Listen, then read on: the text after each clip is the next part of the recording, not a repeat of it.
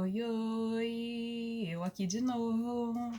Tudo bem, queridos alunos do sexto ano? Vamos lá? Hoje nós vamos falar um pouquinho sobre os nossos exercícios do dia, sobre as nossas leituras do dia. Nós vamos começar pela página 51 da nossa apostila, né? Que ela traz uma obra muito legal, muito famosa, do nosso querido artista Vincent van Gogh.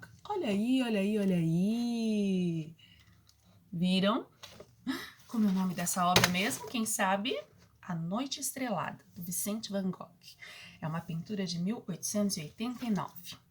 Uma pintura famosa, né? Ela é bem bonita. Aqui na nossa cor da apostila não tá tão assim, mas ela é azul com muito amarelo, umas mesclas de cores vivas e fortes que chamam a nossa atenção.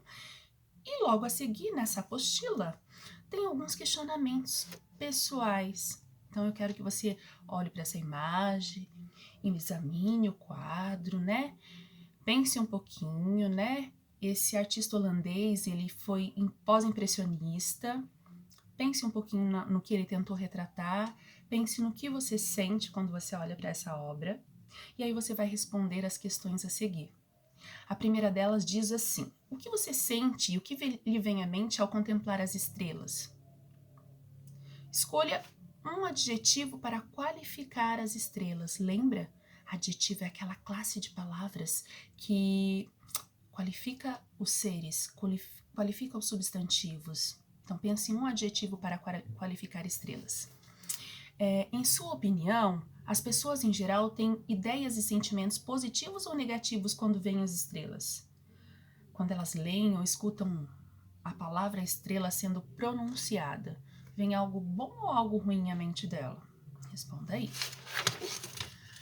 No ponto 4. Qual a sua opinião sobre dar a um bebê um nome que tenha o significado de estrela?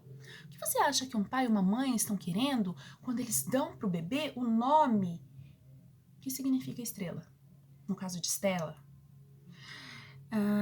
E por falar em Stella, em estrela, temos aí na página 52 um texto para ser lido. Um texto do Inácio Loyola Brandão. Esse texto foi escrito em 2012 e ele é um texto narrativo também. Só que ele é um pouquinho diferente do que a gente está acostumado a ler. Nós lemos contos, mitos, lendas, fábulas, mergulhamos no universo dos textos informativos, né? Fugimos um pouquinho da narrativa e agora nosso material vem trazer um texto novo para nós, que é uma crônica. Patrícia, uma crônica. Não vou contar da história, que eu quero que vocês descubram fazendo a leitura, tá? Patrícia, mas uma crônica? Ai, meu Deus, o que é uma crônica, né, Patrícia? Bom, crônica vem da palavra latina crônica, certo? Que vem do grego cronos, que significa tempo. Lembram do deus Cronos? Aquele malvadinho que queria devorar o filho e tudo mais? Pois é. Se não lembram, dá um Google aí. Pergunta pro Google aí. Quem foi Cronos? Ele vai te contar. Bom, o importante é que Cronos era o deus do tempo. Cronos, para os gregos, significava tempo. Tempo cronológico. A palavra cronológica vem de Cronos, né? E a palavra crônica deriva dessa ideia inicial de tempo. Por quê? Porque ela é uma narrativa breve, né, sobre temas cotidianos e atuais. Toda crônica, ela tem que ser curta, não, gente, pelo amor de Deus. Quando eu falo curto para o sexto ano, às vezes eles acham assim, ai, curto, então posso escrever 4 linhas? Aí é bilhete, não confunda. Não estou falando de bilhetes, estou falando de narrativas breves. Narrativas breves que têm linguagens de fácil acesso, né, aceita a linguagem informal sendo escrita. Preste atenção, a linguagem informal, não a escrita errada das palavras, né? A linguagem da fala, assim, ela aceita bem essa linguagem e ela trabalha sempre ela tem a visão dela é sempre apresentar uma visão subjetiva do seu autor sobre o tema. É sempre assim, quem escreve uma crônica, ele está fazendo no fundo, uma reflexão sobre o tema, mas o tema não tem que ser muito complexo, é um tema diário. né? Sei lá, transporte coletivo. Então, eu vou fazer uma crônica porque eu peguei ônibus, sei lá, depois de 2 anos sem pegar ônibus, eu peguei um transporte coletivo. E eu vou narrar a minha ida para algum lugar no transporte coletivo, mas fazendo uma reflexão sobre a situação do transporte, por exemplo. As crônicas admitem situações engraçadas, né? Situações que nos levam a refletir bastante e, principalmente, né? Quando a gente lê a crônica, a gente vê que ela é narrada em primeira pessoa, ou seja, eu, né? E o autor ele fala de si, das suas experiências, dos seus sentimentos em relação a um determinado acontecimento do cotidiano. Então aí, quando você lê essa crônica do Inácio Loyola de Brandão, você vai perceber que ele está contando de uma situação, né, de nascimento de bebês. E ele até coloca como título da sua crônica, por favor, onde é o mostruário de crianças? É uma pergunta, né? O que seria esse mostruário de crianças? Estão curiosos?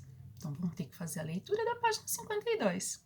E vão descobrir que ele faz um paralelo de tempo, né? Nós estamos falando um pouquinho do passado, já comparamos algumas questões de propaganda, né? Já vimos que antigamente as coisas eram vistas de uma forma diferente, que a língua era tratada de uma forma diferente, que algumas palavras eram escritas de forma diferente, né? E com o decorrer do tempo, algumas coisas mudaram.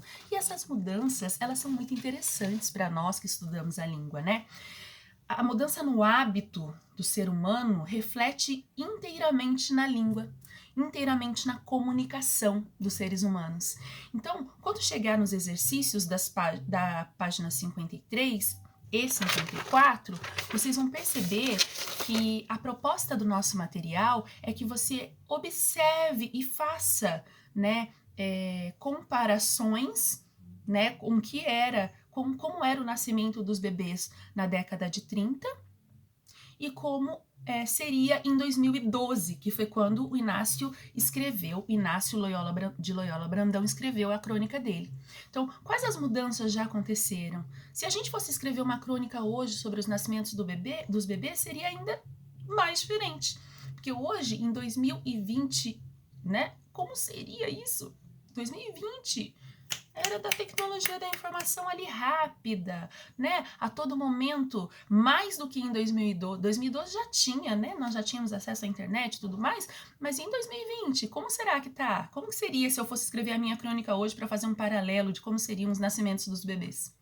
Então, vocês vão preencher o quadro, colocando as informações de como era na década de 30 e como era em 2012, que ele faz essa comparação durante a crônica no texto, certo? E depois ele pede que vocês examinem algumas definições e respondam algumas questões na página 54.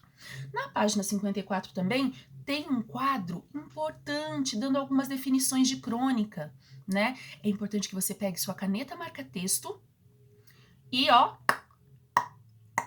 faça aí uns destaques para as frases mais importantes dessa definição de crônica, né? Eu já falei um pouco aqui, mas é importante que você tenha destacado na sua apostila também. Quando você for fazer uma consulta, vai facilitar.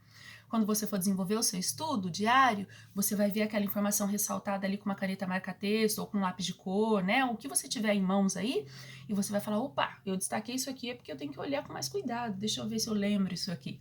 Não é verdade? Então tá jóia. Os exercícios da página 55 nós vamos fazer depois, tá bom? Tenham paciência. Vocês vão caminhar então para mim da página 51 até a página 54. Aí depois eu explico da página 55 em diante, porque daí nós já vamos começar a falar de uma outra classe de palavras, certo? Beijo no nariz, se cuidem, lavem as mãos. Amo vocês.